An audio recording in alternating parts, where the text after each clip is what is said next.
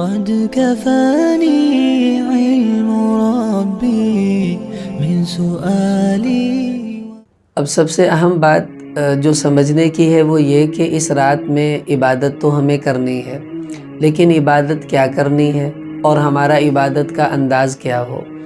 مسلم شریف میں حدیث آتی ہے، نبی اکرم صلی اللہ علیہ وسلم کے بارے میں صحابہ فرماتے ہیں کہ یجتہد فی العشر الاواخر ما لا یجتہد فی غیرہ، کہ آپ صلی اللہ علیہ وسلم پورا رمضان اتنی عبادت میں کوشش نہیں کرتے تھے جتنا آخری عشرے میں فرماتے تھے. یعنی آخری عشرے میں آپ کی عبادت کا مزاج اور ذوق دوسرے دنوں سے زیادہ بڑھ جاتا تھا.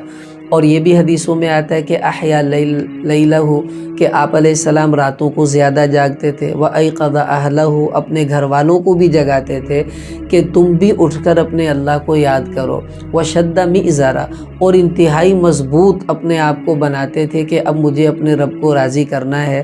تو ہمارا جذبہ بھی یہی ہونا چاہیے، اپنے گھر والوں کو بھی جگانے کا اہتمام کریں، خود بھی اپنے آپ کو مضبوط کریں، اور جتنی بھی ہم کوشش اب کر رہے ہیں ان راتوں میں ان سے بھی زیادہ کرنے کی کوشش کریں. ایک تو یہ مزاج ہونا چاہیے. اب اس رات میں کرنا کیا ہے؟ دو چیزیں ایسی ہیں جو خود نبی اکرم صلی اللہ علیہ وسلم نے بتلائی ہیں، وہ تو ہمیں کرنی ہی کرنی ہے. اس کے علاوہ بھی بہت سے کرنے کے کام ہیں. مثلا بخاری شریف میں حدیث آتی ہے، آپ صلی اللہ علیہ وسلم نے فرمایا کہ من قام رمضان، اور ایک روایت میں من قام لیلۃ القدر ایمانا واحتسابا غفر له ما تقدم من ذنبہ، کہ جس آدمی نے لیلۃ القدر میں اللہ کی رضا کے لیے ایمان کی حالت میں قیام کیا، یعنی نماز پڑھی، نفل پڑھے، تو اللہ پاک اس کے پچھلے تمام گناہوں کو معاف کر دیں گے. تو ایک عبادت تو ہمیں مل گئی کہ اس رات میں ہمیں کثرت سے نوافل پڑھنے چاہیے، اور صلاۃ الحاجت پڑھیں، صلاۃ التوبہ پڑھیں، جو بھی نوافل ہیں وہ ہمیں پڑھنے ہیں. لیکن یہاں یہ بات سمجھ لیجئے کہ لیلۃ القدر کے لیے کوئی خاص نوافل نبی اکرم صلی اللہ علیہ وسلم سے کسی بھی صحیح سند سے ثابت نہیں. آپ کو ان راتوں میں بہت سے پرچے چھپے ہوئے ملیں گے، 12 رکعتیں پڑھیں اور ہر رکعت میں سورہ اخلاص 10 دفعہ پڑھیں، پھر 20 نفل پڑھیں، اس میں فلاں صورت پڑھیں، فلاں پڑھیں، اور جنت میں اتنے محل، اتنی حوریں وغیرہ وغیرہ. ایسا کوئی بھی عمل نبی اکرم صلی اللہ علیہ وسلم سے کسی بھی صحیح روایت سے ثابت نہیں ہے. یہ بس ایسے ہی منسوب باتیں ہیں، ان پر ہمیں توجہ نہیں دینی. بس ہمیں کوئی بھی صورت پڑھ کر 2 نفل کر کے پڑھتے جائیں، جتنا ہمت ہو وہ ہم کوشش کریں. ایک تو ہمیں نوافل پڑھنے ہیں، ظاہر ہے وہ نوافل تہجد بھی شمار ہو جائے گی اور اپنے اللہ کی عبادت بھی شمار ہوگی. دوسری جو عبادت اس رات کی آپ علیہ السلام سے ہمیں پتہ چلی ہے وہ ترمذی کی روایت ہے. حضرت عائشہ رضی اللہ تعالی عنہ ہماری ماں ہیں، ام المؤمنین ہیں، اور سچ بات ہے کہ مائیں اپنے بچوں کی بڑی فکر کرتی ہیں. تو یہ بات اگر سیدہ عائشہ رضی اللہ عنہ نہ پوچھتی تو ہمیں پتہ بھی نہ چلتا. وہ چونکہ ماں تھیں، انہوں نے ہماری فکر کی. عرض کیا، یا رسول اللہ، اگر مجھے پتہ چل جائے کہ آج لیلۃ القدر ہے تو آپ یہ تو بتا دیں میں اللہ تعالیٰ سے کیا دعا مانگوں اس رات میں. اب دیکھیں حضور علیہ السلام سے یہ سوال انہوں نے کیا تو آپ نے ان کو دعا بتا دی کہ اے عائشہ، اگر تجھے شب قدر نصیب ہو جائے اور کچھ مانگ یا نہ مانگ، لیکن اللہ سے یہ دعا ضرور مانگنی ہے. اب اس دعا کو ہمیں یاد کر لینا چاہیے. وہ دعا کیا ہے؟ اللہم انک عفو تحب العفو فاعف عنی، کہ اے اللہ تو معاف کرنے والا ہے، معافی کو پسند کرتا ہے، مجھ گناہ گار کو بھی معاف فرما دے. اگر آپ کو عربی یاد نہیں ہوتی تو آپ اردو میں مانگ لیں، پنجابی میں مانگ لیں، انگلش میں مانگ لیں، پشتو میں مانگ لیں، جو آپ کی زبان ہے آپ اس زبان میں مانگ لیں. اللہ کو سب زبانیں آتی ہیں، لیکن عربی کے لفظ پڑھ کر مانگیں گے تو حضور کی زبان سے جو لفظ نکلے وہی لفظ اگر ہماری زبان سے نکلیں گے تو دعا کی قبولیت کی طاقت بڑھ جاتی ہے. اس لیے چند تو لفظ ہیں، ان کو یاد کر لیجئے. اللہم انک عفو تحب العفو فاعف عنی، بس یہ چند کلمات ہیں. تو یہ دعا ہمیں لازمی مانگنی ہے، چلتے پھرتے مانگتے رہیں، ہاتھ اٹھا کر مانگ لیں، بیٹھ کر مانگ لیں، بستر پر لیٹے لیٹے مانگ لیں۔ دعا کے لیے کوئی مخصوص حیت شرط نہیں ہے، یہ تو اللہ اور بندے کا تعلق ہے، قلبی طور پر وہ کسی بھی طرح قائم ہو سکتا ہے۔ آپ ڈرائیونگ کر رہے ہیں، کام کر رہے ہیں، دل میں دعائیں یہی مانگتے رہیں، انشاءاللہ وہ بھی اللہ کے ہاں دعا ہی شمار ہوگی اور قبولیت کے اعتبار سے ایک جیسی ہی ہوگی۔ اگلی بات یہ کہ ہر وہ کام جو اللہ کو راضی کرنے والا ہوتا ہے اس کو شریعت میں عبادت کہا جاتا ہے، وہ کوئی بھی کام ہو سکتا ہے۔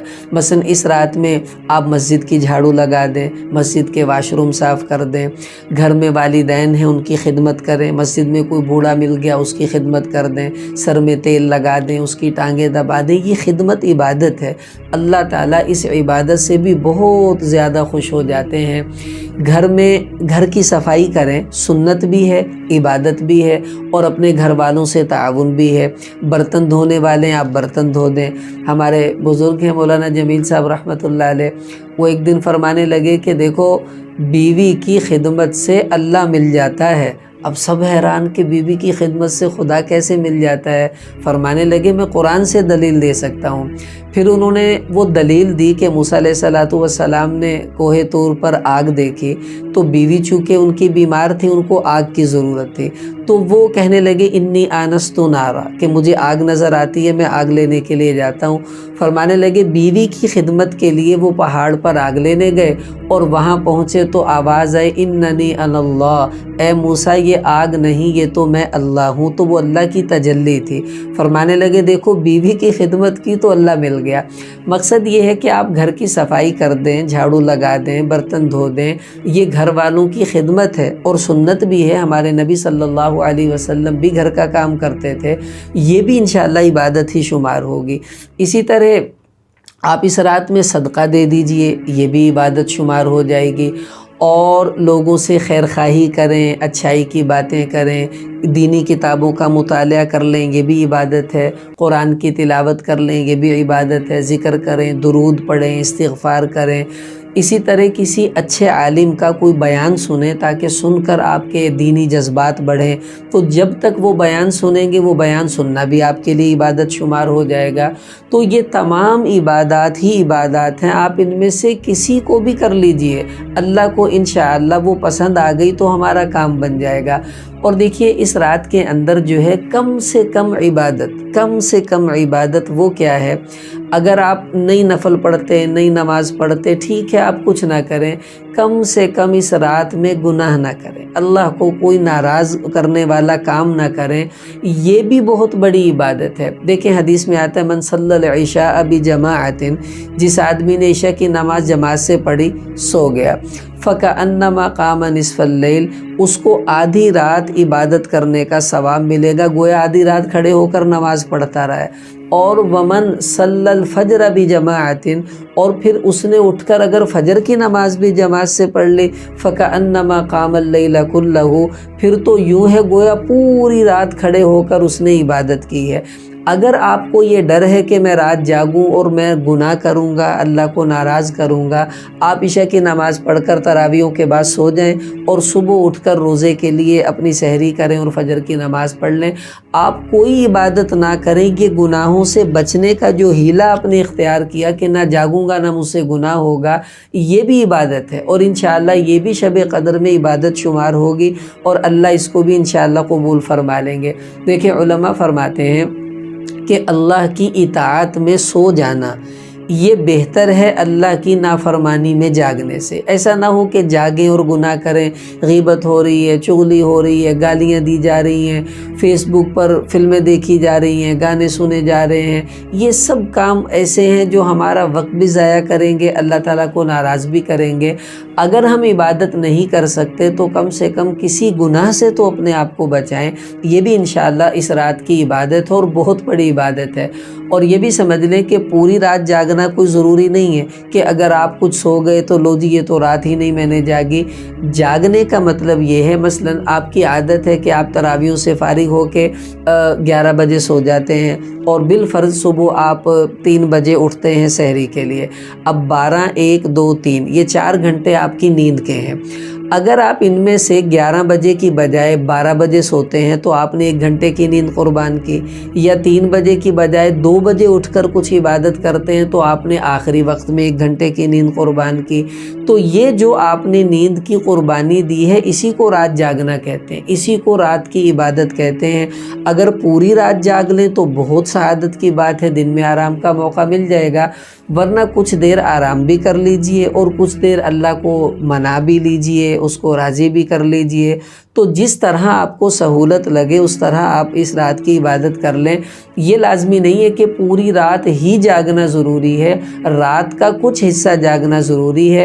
اللہ تعالیٰ کو کوالٹی چاہیے، کوانٹٹی نہیں چاہیے کہ آپ پوری رات جاگے اور ایسا جاگے کہ اللہ کو پسند ہی نہیں آیا، اور آپ آدھا گھنٹہ جاگے اور اللہ کو پسند آ گیا، یہ ہے اصل بات۔ تو کوالٹی ہونی چاہیے، جاگنے میں اخلاص ہو، یکسوئی ہو، اور اپنے رب سے راز و نیاز کی باتیں کی جائیں۔ اس لیے علماء فرماتے ہیں بہتر یہ ہے کہ مساجد میں جا کر رات جاگیں گے، وہاں پر سب لوگ ہوتے ہیں تو آدمی رو بھی نہیں سکتا، صحیح طرح عبادت بھی نہیں کرتا۔ اپنے گھر کے اندر تنہائی میں کسی کمرے میں جاگیں گے زیادہ بہتر ہے۔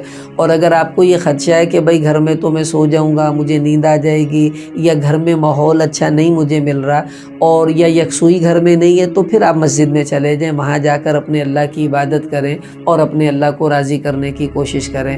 بہرحال یہ چند عبادات ہیں، ان میں سے جو بھی عبادت میسر ہو وہ ہم کرتے رہیں۔ اللہ کو ایک بھی پسند آ گئی، علماء فرماتے ہیں کہ ساری رات ایک ہی عبادت کرنا اس سے بہتر ہے مختلف عبادتیں کریں، مثلا نماز بھی پڑھیں، دعا بھی مانگیں، قرآن بھی پڑھیں، ذکر بھی کریں، خدمت بھی کریں۔ تو یہ تمام عبادتیں جب کریں گے، ہو سکتا ہے نماز پسند نہ آئے تلاوت آ جائے، تلاوت پسند نہ آئے ذکر آ جائے، ذکر پسند نہ آئے اللہ کو ہماری دعا پسند آ جائے۔ تو مختلف عبادتیں کریں، کیا پتہ اللہ کو کون سی پسند آ جائے اور اس سے خوش ہو کر اللہ تعالیٰ اس رات کو ہماری نجات کا ذریعہ بنا دے۔